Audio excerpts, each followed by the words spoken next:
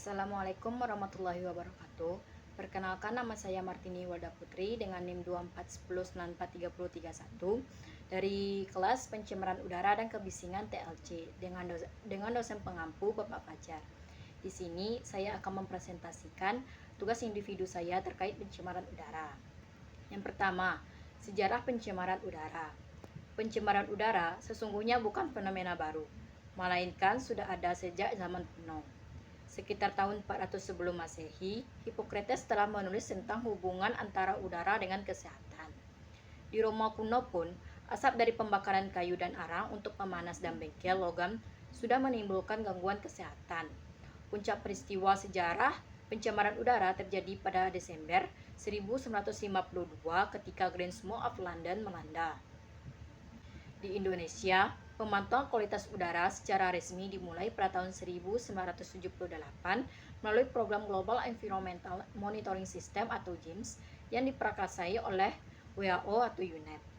Namun, masalah besar justru muncul dari praktik pembakaran hutan dan lahan di Sumatera dan Kalimantan. Pada era kontemporer, polusi udara dianggap sebagai ancaman kesehatan global utama. WHO memperkirakan sekitar 7 juta kematian per tahun disebabkan oleh paparan polusi udara. Adapun sumber, jenis, serta dampak pencemaran udara. Pertama adalah sumber. Secara alami, yaitu terjadinya letusan gunung berapi yang melepaskan debu vulkanik, gas SO2 dan CO2. Yang kedua adalah kebakaran hutan alami yang menghasilkan asap, karbon monoksida dan hidrokarbon. Selanjutnya yaitu sumber antropogenik atau buatan. Yang pertama adalah transportasi yang dihasilkan oleh emisi kendaraan bermotor. Yang kedua adalah industri atau pabrik seperti pembakaran batu bara, minyak, gas menghasilkan SO2, CO2, NOx serta debu. Yaitu jenis-jenis. Dibagi antara dua, yaitu secara primer. Yang pertama adalah karbon monoksida yang dihasilkan dari kendaraan bermotor serta pembakaran tidak sempurna.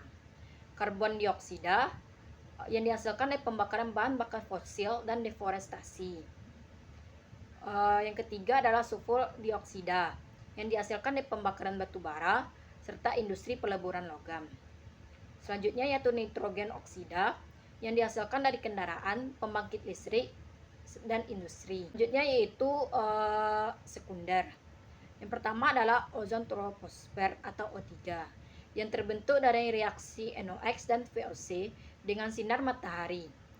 Yang kedua adalah hujan asam yang terbentuk dari SO2 dan NOx yang bereaksi dengan uap air. Selanjutnya yaitu dampak. Di segi kesehatan yaitu terjadi penyakit ispa, kanker, serta kematian. Dari segi lingkungan yaitu hujan asam seperti merusak hutan, tanah, danau, serta bangunan bersejarah. Selanjutnya yaitu efek rumah kaca, menghasilkan gas CO2, CH4, dan NO2 yang meningkatkan suhu bumi atau pemanasan global. Selanjutnya yaitu dampak terhadap sosial dan ekonomi. Menurunkan produktivitas kerja akibat penyakit.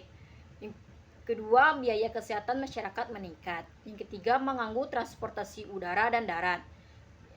Yang keempat yaitu kerugian ekonomi besar. Misalnya krisis kabut asap di Indonesia tahun 2015 yang ditaksir merugikan kurang lebih 47 miliar US dollar. Apa saja regulasi pencemaran udara di Indonesia? Yang pertama adalah menurut Undang-Undang Nomor 32 Tahun 2009 tentang Perlindungan dan Pengelolaan Lingkungan Hidup atau PPLH merupakan payung hukum utama yang mengatur pencegahan, penanggulangan, dan pemulihan pencemaran udara. Yang kedua adalah Undang-Undang Nomor 41 Tahun 1999 tentang Kehutanan yang mengatur larangan pembakaran hutan atau lahan yang menimbulkan pencemaran udara dan kabut asap. Selanjutnya yaitu Undang-Undang Nomor 39 Tahun 2014 tentang Perkebunan yang melarang pembukaan lahan dengan cara membakar yang berpotensi menyebabkan pencemaran udara. Selanjutnya yaitu menurut peraturan pemerintah atau PP. Peraturan Pemerintah Nomor 22 Tahun 2021 tentang penyelenggaraan perlindungan dan pengelolaan lingkungan hidup.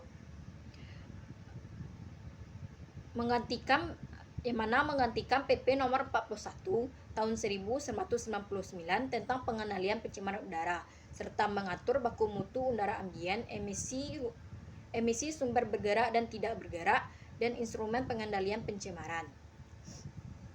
Selanjutnya yaitu Peraturan Pemerintah Nomor 66 Tahun 2014 tentang Kesehatan Lingkungan yang mengatur standar kualitas udara untuk melindungi kesehatan masyarakat. Selanjutnya yaitu Peraturan Pemerintah. Peraturan Pemerintah Nomor 14 Tahun 2020 tentang Indeks Standar Pencemar Udara atau ISPU yang menetapkan cara perhitungan dan kategori kualitas udara secara baik, sedang, tidak sehat, sangat tidak sehat, serta berbahaya. Peraturan Pemerintah Nomor 15 Tahun 2019 tentang baku mutu emisi pembangkit listrik tenaga termal yang mengatur emisi SO2, NOx, dan partikulat dari PLTU, batu bara, gas, dan minyak.